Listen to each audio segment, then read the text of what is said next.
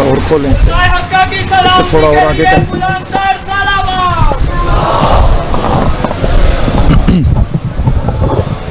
بس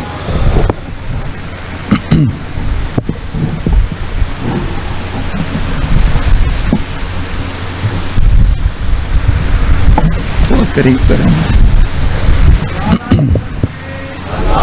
اللہ یا رسول اللہ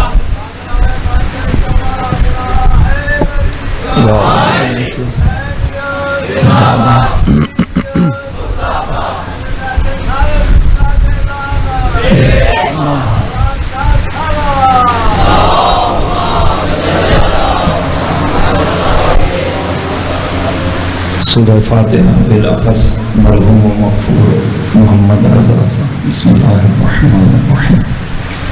الحمد للہ رب العالمین الرحمن الرحیم مالک یوم الدین. ایاک نعبد و ایاک نستعین اهدنا الصراط المستقیم صراط الذین انعمت علیہم غیر المغضوب علیہم ولا الضالین. بسم اللہ الرحمن الرحیم. قل هو اللہ احد اللہ الصمد لم یلد ولم یولد ولم یکن له کفوا احد. بسم اللہ الرحمن الرحیم. قل هو اللہ احد اللہ الصمد لم یلد ولم یولد ولم یکن له کفوا احد.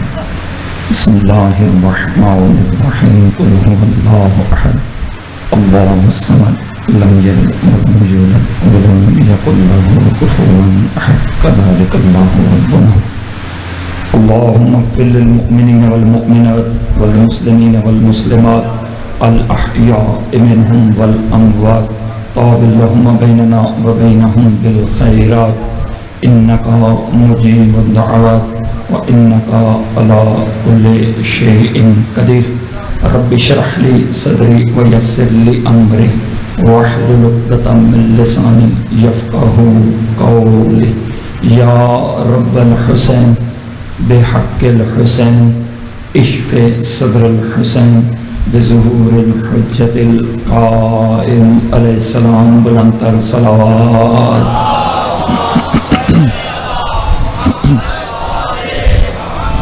مجلس عزا کی مقبولیت کے لیے بار دیگر بلندتر صلوات.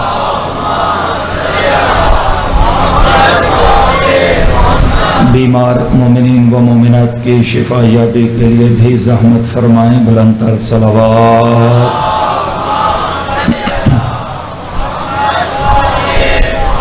تمام مرحومین کی بخشش اور بلندی درجات کے لیے بالاخص مرحوم مغفور محمد رضا صاحب کی بلندی درجات کے لیے بھی بار دیگر بلندتر صلوات. یوسف زہرا حجت خدا امام برحق کے ظہور میں تعجیل کے لیے بھی زبانوں کو معطر فرمائیں. بلندتر صلوات.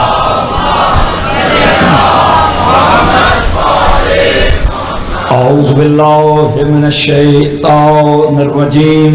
بسم اللہ الرحمن الرحیم. صلوات.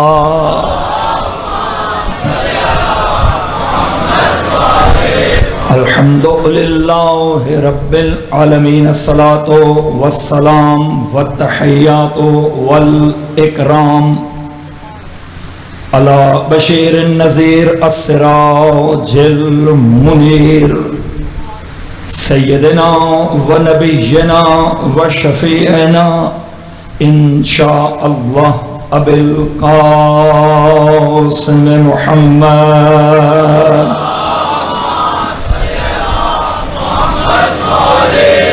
والصلاة والسلام على يعصوب الدين وقائد الغر المحجلين إلى جنات النعيم. السلام على عين الله الناظرة ويده الباسطة وأذنه الواعية والحكمة البالغة عن أمير المؤمنين علي بن أبي طالب الصلوات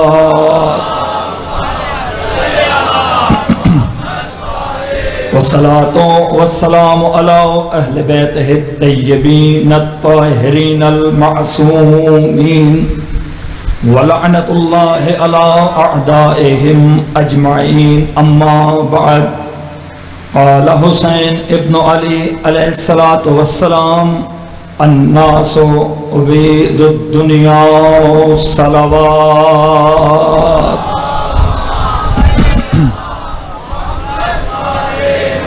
دعا ہے کریم اللہ عظیم عبادت اپنی بارگاہ میں قبول و منظور فرمائے.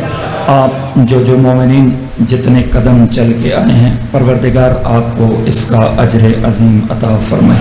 پروردگار جن مومنین نے اس ذکر میں حصہ لیا، دام درہم قدم سخن جس طرح سے بھی، پروردگار تمام مومنین کی توفیقات خیر میں اضافہ فرمائے.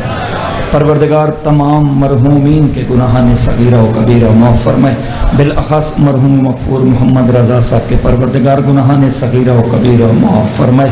قبر حشر کی منازل میں آسانیاں عطا فرمائے. لواء الحمد کا سایہ نصیب فرمائے.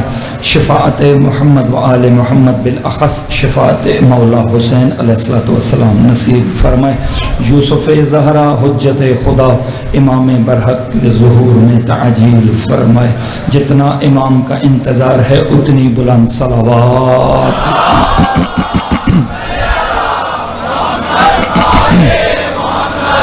سامعین محترم، حاضرین گرامی، واجب القدر احباب، اگر اذہان عالیہ میں ہو تو کل جہاں پر اپنے موضوع کو روکا وہیں سے آج اس سلسلے کی دوسری مجلس کی ابتدا کر رہا ہوں. کربلا کی ابتدا 61 ہجری نہیں ہے. توجہ رہی، کربلا کی ابتدا 61 ہجری نہیں ہے. یہ کربلا کے ساتھ بہت بڑا ظلم ہے کہ آج نام نہاد دانشور سوشل میڈیا پر بیٹھ کر کسی کا نام سامنے رکھ کے کسی کو بچانے کی کوشش کرتے ہیں. میں نے کل عرض کیا کہ بنو امیہ کا تعلق بالکل بھی بنو ہاشم سے نہیں تھا. یعنی خبردار کوئی بندہ یہ جملہ کہے کہ یہ 2 شہزادوں کی جنگ تھی، یہ کوئی 2 شہزادوں کی جنگ نہیں تھی. کربلا 61 ہجری کا نام نہیں. آخر کیا ہوا کہ وہ منبر کہ جہاں پر 10 سال تک اللہ کے رسول تشریف فرما ہوتے تھے، کیوں مقامات بدل گئے، کیوں عہدے بدل گئے، کیوں ترتیب پلٹ گئی، کیوں یہ ایک دم سے 50 سال کے اندر اتنا بڑا انقلاب آ گیا کہ وہ مقام جو محمد مصطفیٰ کا تھا وہ مقام دشمن اسلام ابو سفیان کو مل گیا. کیوں 50 سال میں ایسا ہوا کہ جس منبر پر رسول ہوتے تھے، رسول کے سامنے ابو سفیان قید ہو کے آ گیا. پھر 50 سال کے بعد اسی منبر پر ابو سفیان کا پوتا، دنیا کا نجس ترین انسان یزید ابن معاویہ ابن ابو سفیان ابن حرب ابن امیہ آ کر بیٹھ گیا. آخر یہ انقلاب 50 سال کے اندر کیوں کر آ گیا کہ یزید منبر پر تھا، حسین کی بہنیں، حسین کی پردہ دار مستورات اس کے سامنے ہزاروں کے مجموعے میں کھڑی تھی. یہ انقلاب 50 سال میں کیوں کر آ گیا؟ اگر نگاہ اس جملے کی طرف ہو کہ جو آج سے 800 سال پہلے خواجہ معین الدین اجمیری نے کہا، خدا کی قسم جو بندہ فارسی نہیں بولتا، جو بندہ اردو بولتا ہے، جو بندہ پنجابی بولتا ہے، جو بندہ سرائکی بولتا ہے، اتنے لافانی ہو گئے وہ الفاظ کہ ان کو ابدی قرار دیا گیا. حتیٰ کہ سیرت حسین پر بھی جو کتابیں لکھی گئیں، میں نے یہ فارسی کے اشعار ان کتابوں میں بھی پڑھے کہ آج سے 800 سال پہلے خواجہ اجمیر نے کیا کہا کہ دین است حسین. اس جملے کو سمجھیے کہ دین است حسین، دین پناہ است حسین. کیوں کہا یہ جملہ؟ اس سے قبل حسین علیہ السلام کے بارے میں خواجہ اجمیر نے یہ کیسے جملے کہہ دی کہ جن جملوں میں حسین کا ذکر ہوا ان جملے میں یزید کا ذکر نہیں، جن میں یزید کا ذکر ہوا ان میں حسین کا ذکر نہیں. بھائی جملے کو سمجھیے نا، کہاں سے ابتدا ہو رہی ہے؟ شاہ است حسین کہاں سے ابتدا ہے؟ کیا کہا؟ شاہ است حسین، بادشاہ است حسین، دین است حسین، دین پناہ است حسین. ذرا یہ جملے بچپن سے سنتے سنتے جوانی سے بھی اب ایک قدم آگے رکھ لیا، یہ سنتے سنتے یہاں تک پہنچ گئے. ذرا اس کی تشریح کو سمجھیے. کیا کہا خواجہ اجمیر نے؟ شاہ است حسین، حسین بادشاہ ہے. پھر یہاں پر نہیں رکے. کیوں؟ اس لیے کہ شاہ اسے کہا جاتا ہے جو لکڑی کے تخت پر بیٹھتا ہے، جو درہم و دینار کا مالک ہوتا ہے، جو لوگوں کے بدن پر حکومت کرتا ہے، اسے کہا جاتا ہے شاہ. یہاں پر خواجہ اجمیر کا جی نہیں بھرا، پھر ایک قدم آگے بڑھے، کہا بادشاہ است حسین.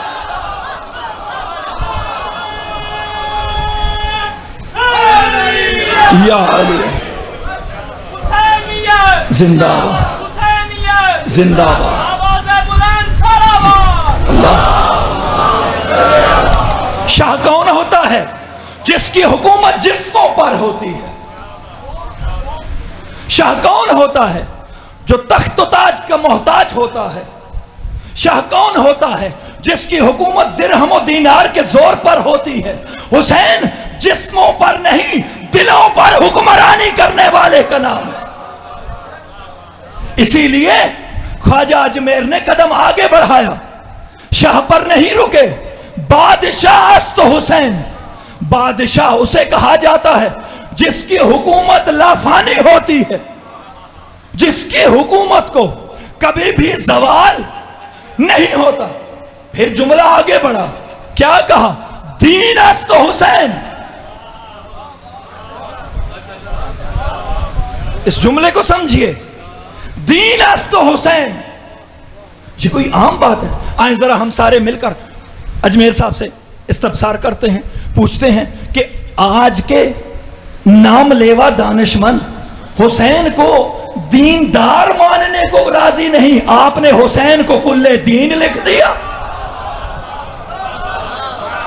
بھائی آپ دیندار لکھ دیتے کہ دیندار است حسین، آپ حسین کو دیندار کہہ دیتے. لیکن آج کے لوگ حسین کو دیندار ماننے کو قبول نہیں. فلاں صحابی نے مشورہ دیا، فلاں مفسر قرآن نے مشورہ دیا، فلاں حبر الامہ نے مشورہ دیا، فلاں نے مشورہ دیا، اس نے روکا. کیوں نہیں روکے؟ آپ نے تو حسین کو کل دین لکھ دیا. دین است حسین. اگلا جملہ کتنا بڑا ہے، دین پناہ است حسین. اس جملے کو سمجھیے، دین پناہ است حسین. مل کے ذرا ان سے پوچھیں کہ دین تو حسین کی پناہ میں آ گیا، ذرا یہ تو بتائیں کہ اس دین کو بے پناہ کس نے کیا تھا؟ اس دین کو بے پناہ کرنے والا کون ہے؟ کس نے اس دین کی پناہ کو اجاڑ دیا؟ کون ہے وہ جو کہ جس نے اس دین کی پناہ کو ختم کیا؟ اور اس دین کو حسینیت نام ہے مارے آستین کے لوگوں سے دین کو بچانے کا. حسینیت نام ہے آستین کے سانپوں کو کچلنے کا. یہ حسینیت کا ہے، یہ حسینیت کا پیغام ہے کہ حسینیت مارے آستین کے لوگوں سے بچانے کا نام ہے.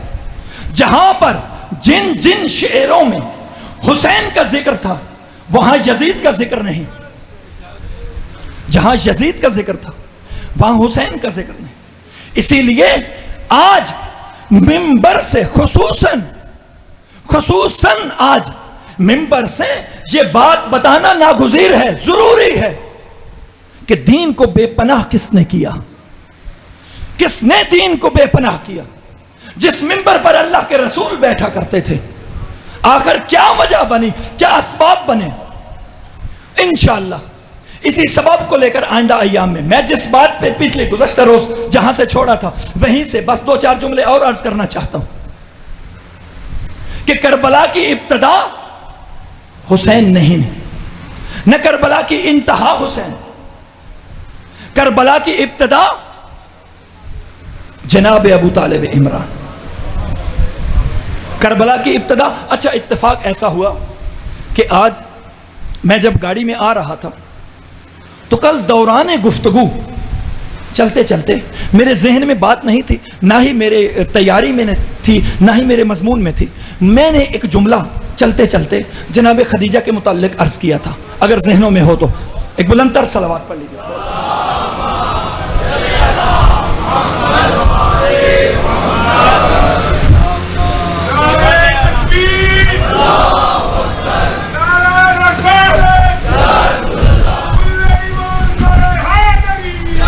علیہ الصلوۃ والسلام.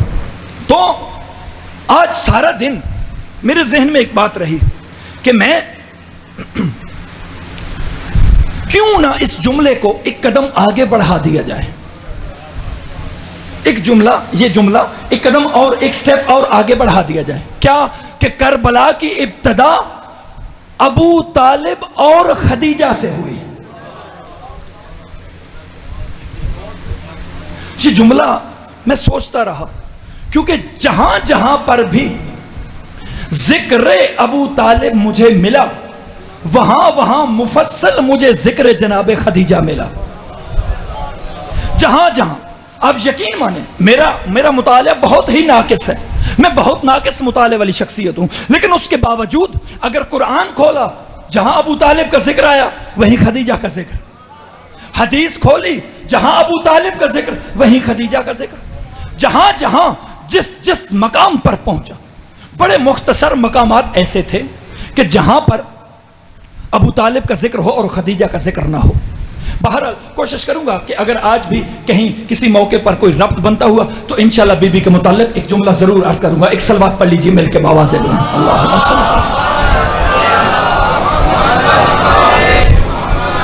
ابو طالب علیہ السلام کے دور میں ایک وقت ایسا آیا کہ کثرت بارش کی وجہ سے کعبہ کی بنیادیں خراب ہونے لگ پڑی. کعبہ کی بنیادوں میں کسی قسم کی خرابی پیدا ہونا شروع ہوئی. لوگوں نے یہ ارادہ کیا کہ کعبہ کی تعمیر دوبارہ سے کی جائے. مقدمتاً ایک جملہ عرض کرنا چاہتا ہوں. کعبہ کی تعمیر دوبارہ سے کی جائے.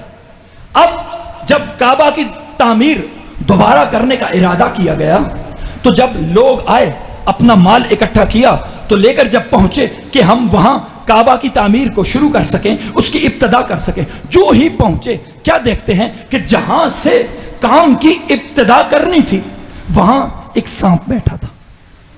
وہاں ایک سانپ ہے. لوگوں نے کئی بار کوشش کی اسے اٹھانے کی لیکن وہ اٹھتا نہیں. جناب ابو طالب سے جا کر کہا گیا کہ ہم کعبہ کی تعمیر کرنا چاہتے لیکن یہ مشکل ہے، یہ دقت پیش آ رہی ہے، اس کا حل کیا ہے؟ جناب ابو طالب تشریف لائے.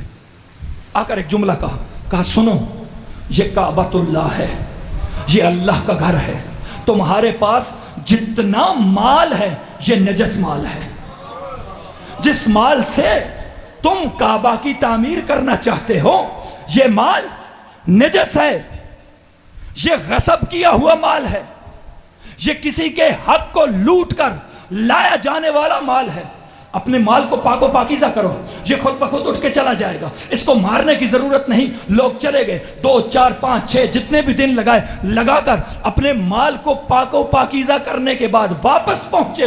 ابو طالب کے کہنے کی بات تھی، وہ سانپ اٹھ گیا، کعبہ کی تعمیر دوبارہ سے شروع ہوئی۔ یہ معرفت ابو طالب ہے، یہ ابو طالب کی معرفت ہے۔ جملہ سمجھیے، کون ہے ابو طالب؟ کہ جب جناب خدیجہ کے ساتھ اللہ کے رسول کا عقد ہونا تھا، اللہ کے رسول کے عقد سے پہلے کتنے ہی لوگوں نے عقد کے لیے پیغام بھیجوائے، جن میں ابو جہل، ابو لہب، ابو سفیان جیسے لوگ بھی خواست گزار تھے، وہ بھی چاہتے تھے کہ جناب خدیجہ کا عقد ان سے ہو۔ ہوا کیا؟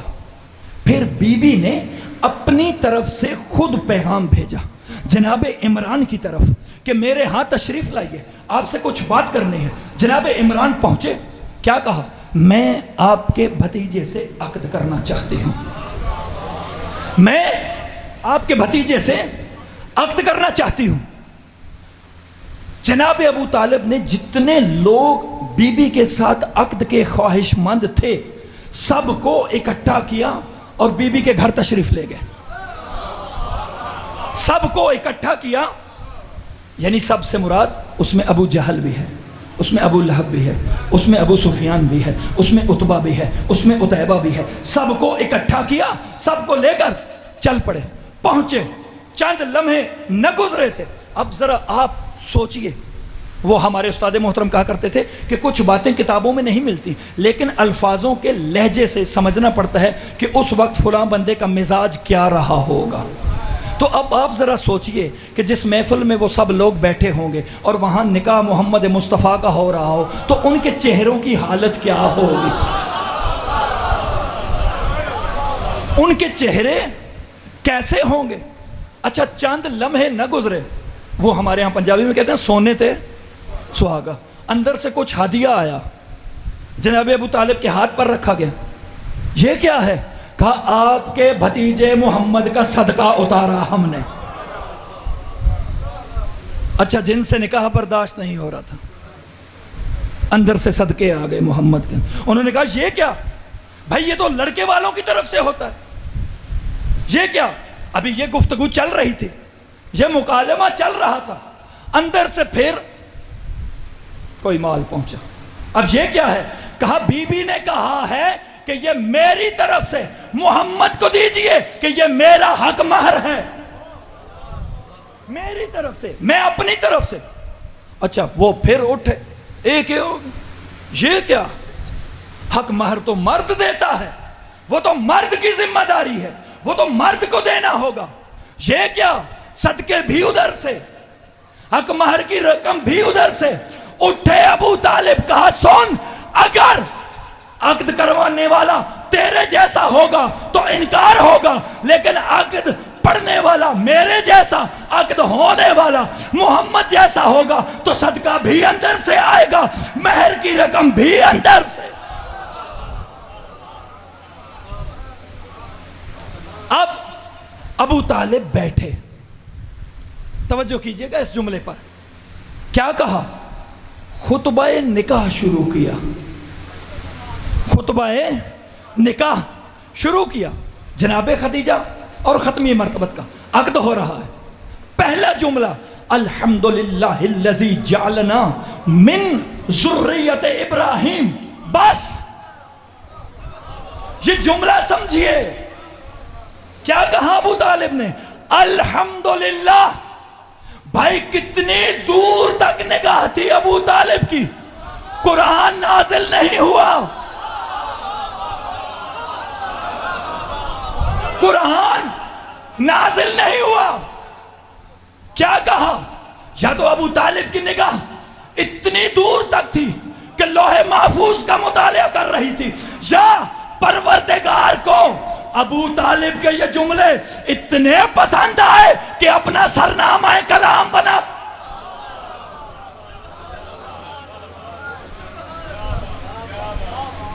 یہ عظمت ابو طالب ہے.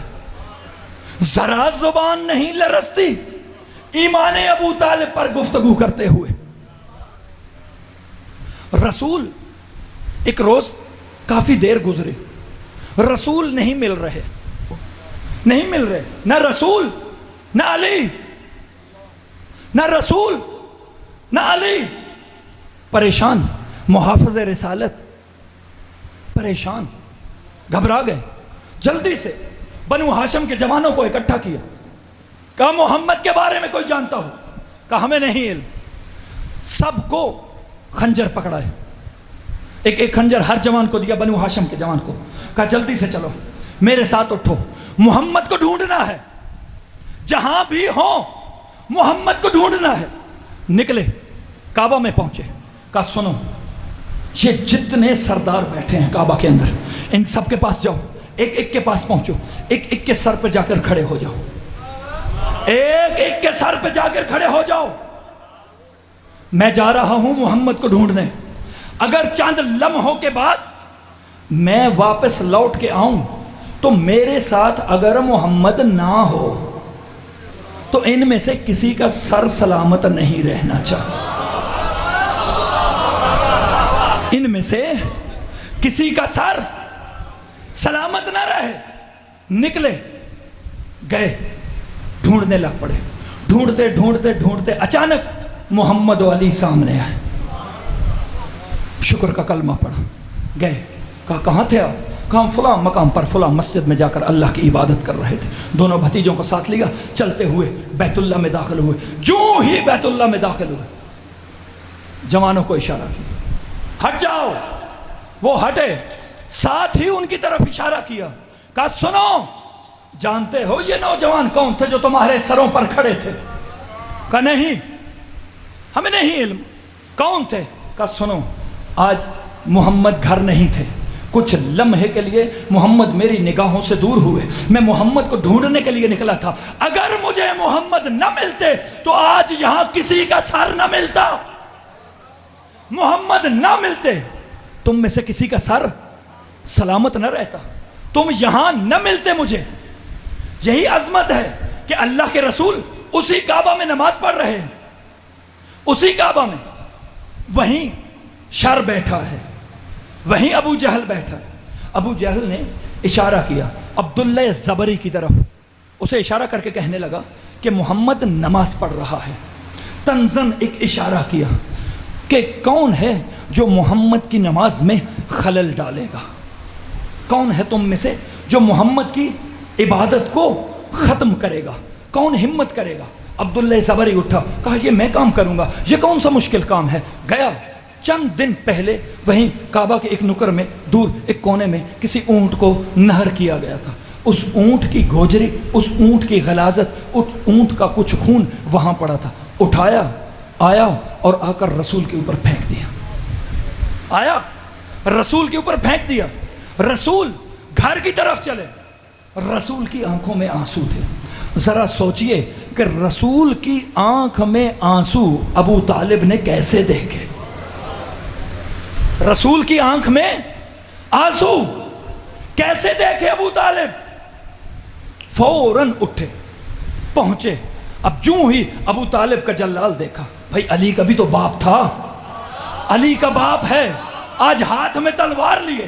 جو ہی کعبہ میں داخل ہوا، ایک ایک کر کے اٹھنے کا ارادہ کیا. ابو طالب نے بآواز بلند کہا خبردار، کوئی کعبہ سے باہر نہیں نکلے گا، کوئی نہیں نکلے گا جب تک میں نہ کہوں. سب اپنے اپنے مقام پر بیٹھنے لگ پڑے. پوچھا کس نے جسارت کی محمد کے ساتھ؟ یہ جسارت کس نے کی؟ اب ظاہری بات ہے، ڈرے ہوئے، سہمے ہوئے. اچانک سب کی نگاہیں پڑی عبداللہ زبری کی طرف. اب اٹھے، گئے، معافی طلب کی. کہا نہیں یہیں بیٹھ جا. بیٹھا. پھر اسے اٹھایا، کہا اٹھ جا، اپنے ہاتھوں سے بچی ہوئی غلاظت کو اٹھا، اپنے ہاتھوں سے اس غلاظت کو اٹھاؤ، اپنے چہرے پر اور اپنے سر پر لگاؤ۔ اور یہ بات کہتے ہی تلوار اٹھا کے ابو جہل کی طرف اشارہ کیا، کہا سن، آج تو اسی پہ اکتفا کر رہا ہوں، لیکن آج کے بعد اگر ابو طالب کے ہوتے ہوئے تم نے محمد مصطفیٰ کی نماز میں اگر خلل ڈالا تو اس خانہ کعبہ سے کوئی بھی سلامت گھر نہیں، کوئی واپس نہیں جائے، کچھ نہیں ہوگا۔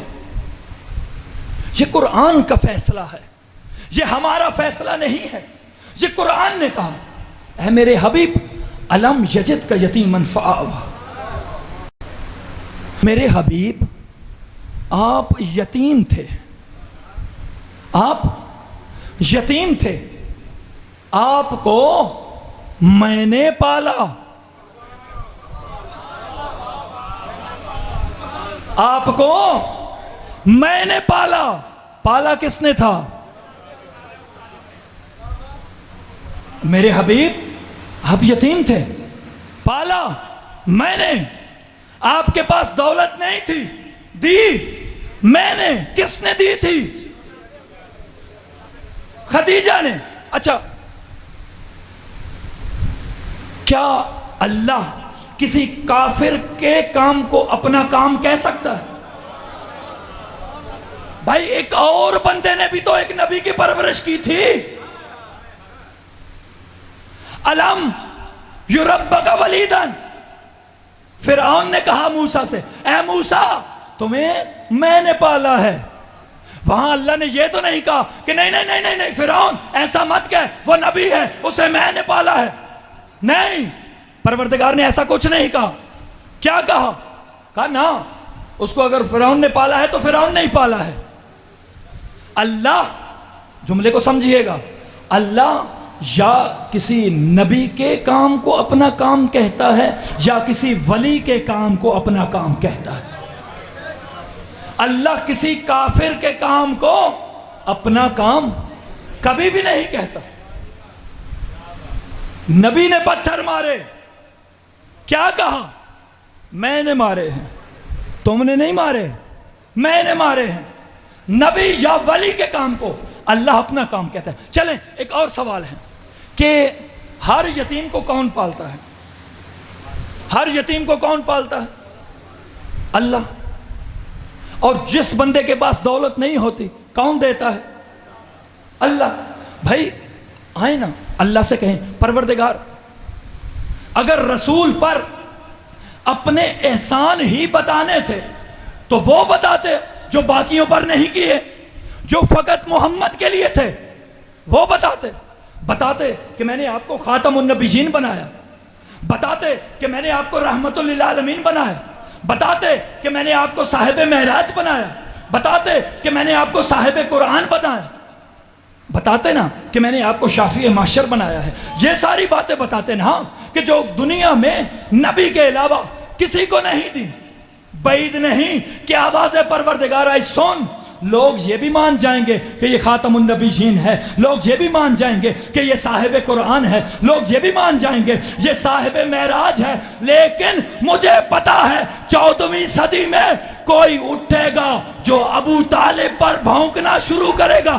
اسی لیے میں نے کہا کہ محمد کو میں نے پالا ہے، تاکہ جب بھی یہ قرآن کی آیت نگاہوں سے گزرے عظمت ابو طالب نظروں میں آ جائے۔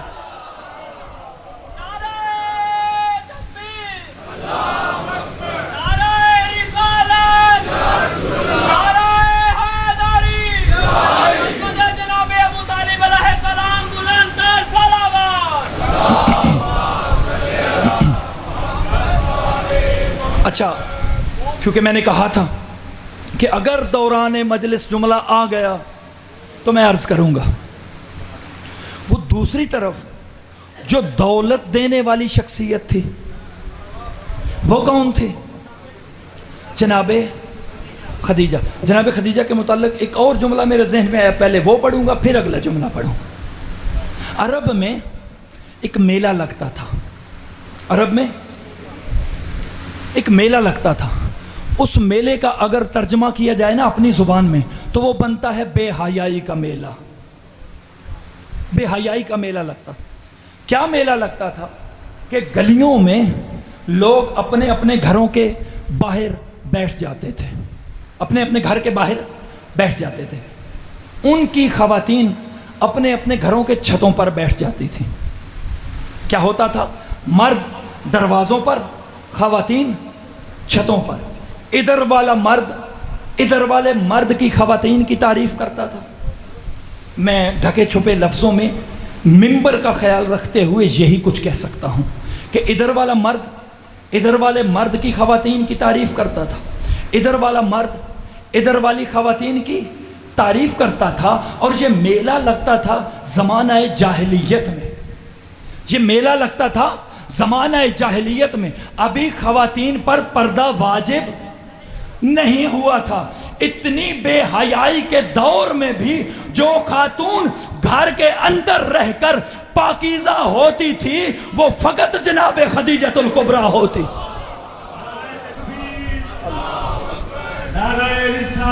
یا رسول اللہ, یا علیہ السلام, اللہم صلی علی محمد و آل محمد. بات کو مجھے کسی نتیجے تک پہنچانا ہے.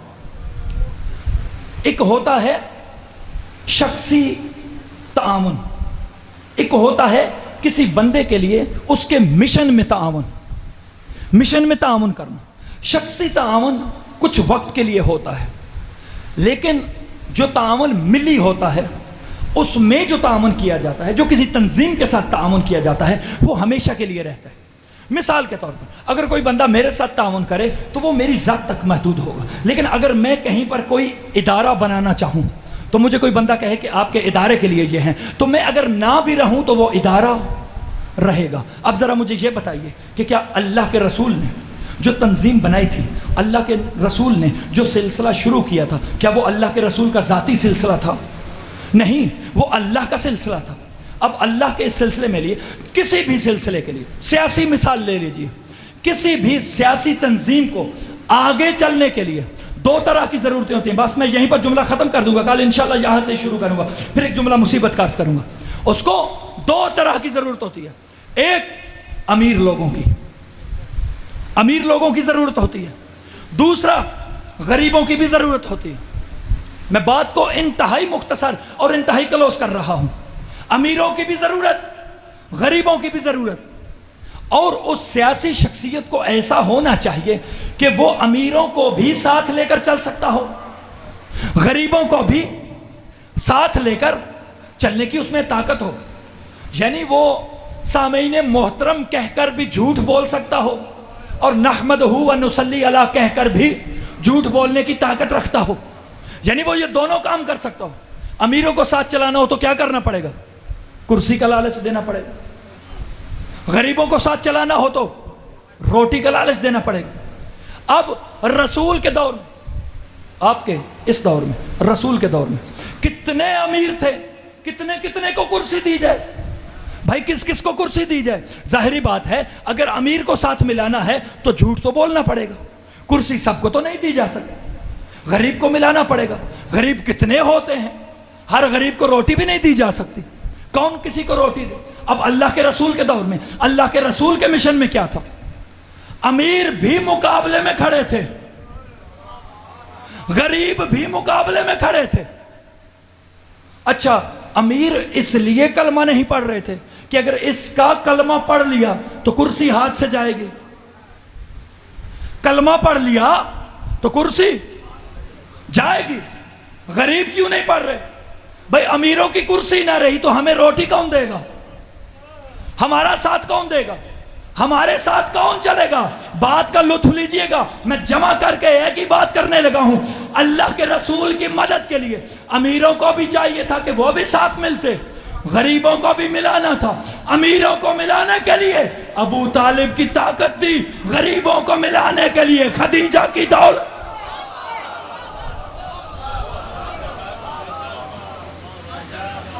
غریب بھی ملا ہے, امیر بھی ملا ہے. اگر آپ کے سامنے 1000 روپے کے مقابلے میں 10 روپے رکھے جائیں تو کس چیز کو قربان کریں گے اور کس چیز کو بچائیں گے؟ عقل کیا کہتی ہے کہ 1000 کو بچایا جائے، 10 قربان ہوتے ہیں، 100 قربان ہوتے ہیں تو ہو جائیں، 1000 کو بچا لیا جائے۔ لیکن اگر اسی 1000 کے مقابلے میں 10,000 آ جائے، 1000 جاتا ہے جائے، 10,000 کے مقابلے میں اگر 1,00,000 آ جائے، 10,000 جاتا ہے تو جائے، 1,00,000 بچ جائے۔ اور اگر گھر کے خاندان کے کسی فرد کے مقابلے میں اگر باہر کی قوم آ جائے تو کس کو بچایا جاتا ہے؟ گھر کے فرد کو۔ باہر کے لوگ جاتے ہیں، جائیں، قربان کیے۔ اور اگر خاندان کا وہی فرد اپنے بھتیجے کے مقابلے میں آ جائے، پھر عقل کیا کہتی ہے؟ کسے بچایا جائے؟ بھتیجے کو، وہ دور کا رشتہ دار ہے، جاتا ہے تو جائے۔ اور اگر بھتیجے کے مقابلے میں بیٹا آ جائے، عقل کیا کہتی ہے؟ بیٹا بچاؤ۔ بھتیجا جاتا ہے تو جائے۔ میں ختم کرنے لگا جملہ مصیبت کا، بیٹا بچاؤ، بھتیجا جاتا ہے تو جائے۔ پھر بیٹا کب قربان ہوگا؟ بیٹا کب قربان ہوگا؟ جب سامنے دین آ جائے۔ بیٹا کب قربان؟ جب سامنے دین آ جائے۔ شیب ابی طالب یاد ہے نا؟ شیب ابی طالب یاد ہے نا؟ جب رسول کے ساتھ علی کا بستر تبدیل ہوتا تھا، یاد ہے نا؟ نور کے ساتھ نور کا بستر تبدیل ہوتا تھا کہ نہیں ہوتا تھا؟ اب ذرا یہ سمجھیے کہ ابو طالب محمد کو بھتیجا سمجھ کر پال رہے تھے یا کچھ اور سمجھ کر پال رہے تھے؟ بیٹے کب قربان ہوتے ہیں؟ جب دین ہو سامنے۔ ابو طالب محمد کے بستر پر علی کو لٹا رہے تھے۔ اس کا مطلب ہے کہ ابو طالب محمد کو بھتیجا نہیں، اللہ کا دین سمجھتے، اللہ کا دین سمجھتے تھے۔ یہی تو سلیقہ تھا، یہی تو طریقہ تھا کہ جسے حسین سے سیکھا، جسے کربلا میں حسین نے سیکھا۔ کس سے سیکھا؟ اپنے جد ابو طالب سے، کہ پھر جب دین کی باری آ جائے تو پھر چاہے بیٹا علی اکبر جیسا ہو، جب دین کی باری آ جائے تو چاہے بیٹا علی اصغر جیسا ہو، جب دین کی باری آئے تو چاہے بہن زینب کی چادر ہی کیوں نہ ہو۔ آج 2 محرم الحرام، رسول کا بیٹا آج کربلا پہنچ چکا۔ مجھے ایک بات عرض کرنی ہے، میرے ذہن میں آ گئی۔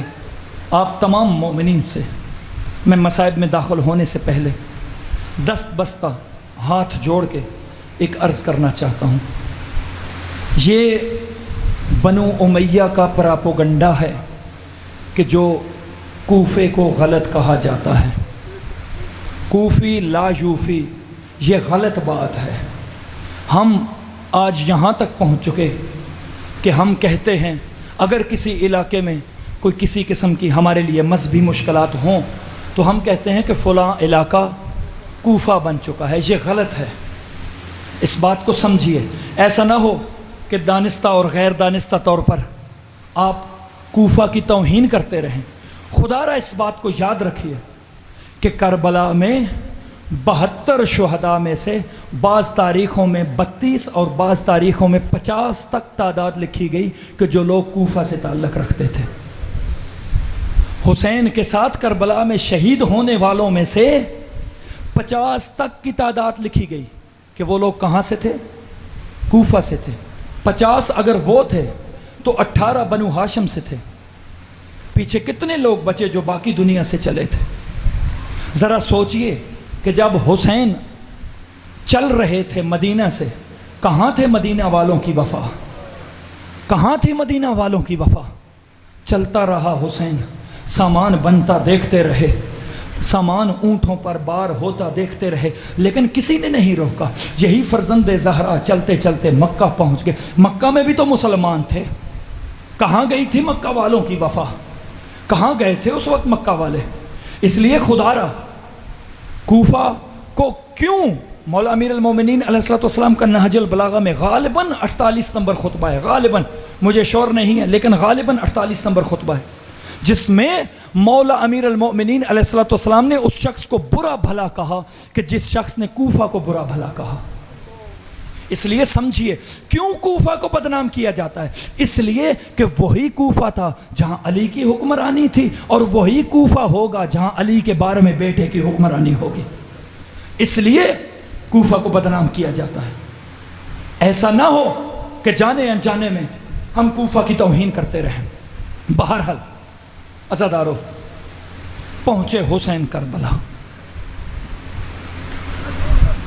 ہم بھی زمینیں خریدتے ہیں کہ نہیں خریدتے؟ ہم زمینیں کس مقصد کے لیے خریدتے ہیں؟ کوئی زمین خریدتا ہے فصلیں اگانے کے لیے، کوئی زمین خریدتا ہے گھر بنانے کے لیے، کوئی زمین خریدتا ہے کام کاروبار بنانے کے لیے. او حسین کو اپنے جیسا کہنے والوں، ذرا حسین کو سمجھو تو صحیح کہ تم زمینیں خریدتے ہو فصلیں اگانے کے لیے، اور تم زمینیں خریدتے ہو گھر بنانے کے لیے، اور تجھ میں اور حسین میں اتنا فرق ہے کہ تم زمینیں خریدو فصلیں اگانے کے لیے، حسین زمینیں خرید رہا ہے کہیں اکبر دفنانے کے لیے، اور کہیں پر اصغر دفنانے کے لیے، اور کہیں پر عباس کو دفنانے کے لیے. یہ فرق ہے حسین میں اور ہم میں. عبداللہ نام کا ایک تاجر کہتا ہے کہ جمعہ کا روز تھا، 28 رجب تھی، جب میں مدینہ میں پہنچا. اپنے کاروبار کی غرض سے یہ مدینہ پہنچا. کیا دیکھتا ہے؟ جس بازار کی طرف رخ کرتا ہے ہر بازار، ہر چوک اسے بند نظر آتا ہے. کہا غالباً نماز جمعہ کا وقت ہے اس لیے بازاروں کو بند کر دیا گیا ہے. میں چلتا ہوں، چل کر دیکھوں تو صحیح، نماز پڑھ لوں اور نماز کے بعد دیکھوں گا شاید کہ بازار کھل جائیں. یہ چلتا ہوا مسجد نبوی میں پہنچا. نماز جمعہ ادا کرنے کے بعد اس نے کسی شخص کے کاندھے پہ ہاتھ رکھ کے کہا بھائی یہ آج مدینہ کے بازار بند کیوں ہیں؟ اس نے کہا لگتا ہے کہ تم مدینہ کے رہنے والا نہیں ہے. کہا ہاں میں مدینہ کے مضافات کے رہنے والا ہوں، میں مدینہ کا رہنے والا نہیں، میں اپنے تجارت کی غرض سے اور میں اپنے کاروبار کے غرض سے مدینہ میں آیا تھا. کیا وجہ ہے کیوں آج کوفہ کے بازار بند ہیں؟ تو اس کے کہنے والے نے کہا کہ آج مدینہ کے سردار مدینہ چھوڑ رہے ہیں، آج مدینہ کے سردار مدینہ چھوڑ رہے ہیں، اس لیے مدینہ کے بازاروں کو بند کر دیا گیا. تو اس نے کہا بھائی کیا ہوا؟ لوگ تو ہجرت کرتے رہتے ہیں، سردار ہجرت کرتے رہتے ہیں، ایسی بھی کیا خاص بات ہے کہ مدینہ کے سردار ہجرت کر رہے ہیں اور بازاروں اور چوکوں کو بند کر دیا گیا؟ کہا تو نہیں جانتا وہ سردار تنہا ہجرت نہیں کر رہے، وہ اس سردار کے ساتھ اس کی بہن بیٹیاں بھی سفر کر رہی ہیں. تو نہیں جانتا وہ کس عظمت کی مالکہ بیبیاں ہیں اور جو آج گھر سے نکل رہی ہیں اپنے سردار کے ساتھ. اس نے ارادہ کیا کہ میں چل کے دیکھوں تو صحیح آخر کون سردار ہیں جو آج 28 رجب کو اپنا وطن چھوڑ رہے ہیں. یہ چلتا چلتا محلہ بنو ہاشم کی گلی کے نکر پر آ کر کھڑا ہوا. کہتا ہے کہ میں دیکھتا رہا، میں نے دیکھا کہ دور بنی ہاشم کی ایک بہت بڑی حویلی تھی. میں دیکھ رہا تھا کہ اچانک اس حویلی سے ایک شخصیت نمودار ہوئی. وہ شخصیت جو ہی نمودار ہوئی وہ شخصیت ایک 32 سالہ جوان کے پہرے میں تھی، وہ شخصیت ایک 18 سالہ جوان کے پہرے میں تھی، وہ شخصیت ایک 13 سالہ جوان کے پہرے میں تھی. وہ چلتے چلتے ایک مقام پر آئے، وہاں پر آ کر تشریف رکھی، وہاں پر آ کر مسند نشین ہوئے. ابھی چند لمحے نہ گزری کہ ایک صدا بلند ہوئی کہ اے محمد حنفیہ محملوں کو آمادہ کیا جائے. اب محمد حنفیہ کی صدا بلند ہوئی تو ایک محمل اس گھر کے سامنے آ کر بیٹھنا شروع ہوئے. اب جب یہ محمل بیٹھنا شروع ہوئے تو میں دیکھ رہا تھا کہ اچانک ایک بی بی گھر کے اندر سے نمودار ہوئی. جوں ہی کوئی بی بی نمودار ہوتی اس کا محرم رشتہ دار اس کے قریب ہوتا, اپنا زانو آگے کرتا, اس بی بی کو سوار کرتے, وہ محمل چل پڑتا, پھر دوسرا محمل آتا, پھر دوسری بی بی آتی, اس کا محرم رشتہ دار آگے بڑھتا, اسے سوار کرتا, وہ چلے جاتے. میں منبر چھوڑ رہا ہوں, وہ چلی جاتی, ایک ایک کر کے بیبیاں آتی رہیں, وہ محمل پر سوار ہوتی رہیں, ایک ایک کر کے جاتی رہیں. عبداللہ کہتا ہے کہ ابھی چند لمحے نہ گزرے تھے کہ ایک بی بی وہ کنیزوں کے جھرمٹ میں وہ گھر سے باہر نکلی. اس بی بی کے آنے کی دیر تھی. وہ بنو ہاشم کے جوان وہ ایک ایک کر کے دوڑتے ہوئے بی بی کے آگے ہوئے. کسی نے کہا بہن زینب میں سوار کراؤں, وہ کسی نے کہا آقا زادی میں سوار کراؤں, وہ کسی نے کہا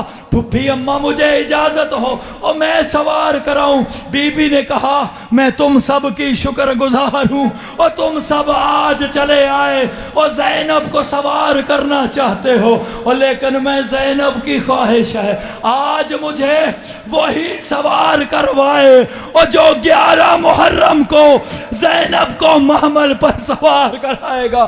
اور حسین نے کہا وہ کہاں ہو سجاد, آؤ زینب کو محمل